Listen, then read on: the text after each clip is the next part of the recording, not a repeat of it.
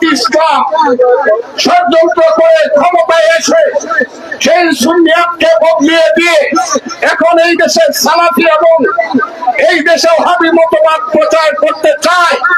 যারা এই দেশে আউলিয়া গাছ কুতুব দরবেশ তাদেরকে বিশ্বাস করেন এবং যারা বিশ্বাস করেন আমার দিনের নবী হযরত মুহাম্মদ সাল্লাল্লাহু আলাইহি ওয়াসাল্লাম দিনের নবী, নূরের নবী, নূরের নবী, যারা বিশ্বাস করেন ওই সব ওহাবিদের সম্পর্কে সাবধান থাকবেন। খুব পরিষ্কার ভাবে বলতে চাই, এই দেশে আমরা সব সুন্নি মুসলমান ছিলাম। স্কুলে গেলে পড়াই লিখতে হতো রিলিজিয়ান মুসলিম, সুন্নি।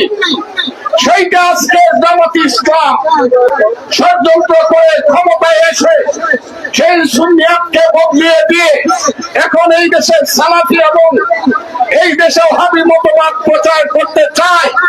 যারা এই দেশে আউলিয়া গাছ কুতুব দরবেশ তাদেরকে বিশ্বাস করেন এবং যারা বিশ্বাস করেন আমার দিনের নবী হযরত মুহাম্মদ সাল্লাল্লাহু আলাইহি ওয়াসাল্লাম দিনের নবী, নূরের নবী, নূরের নবী, যারা বিশ্বাস করেন ওই সব ওহাবিদের সম্পর্কে সাবধান থাকবেন। ওদের নেতা আব্দুল হক নদভী যেমন আমার দিনের নবীকে বলতো বড় ভাই, নাউজুবিল্লাহ, আমরা বলেন নাউজুবিল্লাহ। এই সব জামাত ইসলাম ওহাবি যারা আমার দিনের নবীকে সম্মান করে না, আমরা এই দেশে তাদেরকে সম্মান করি। আজকে যিনি এসেছেন তিনি কথা বলবেন।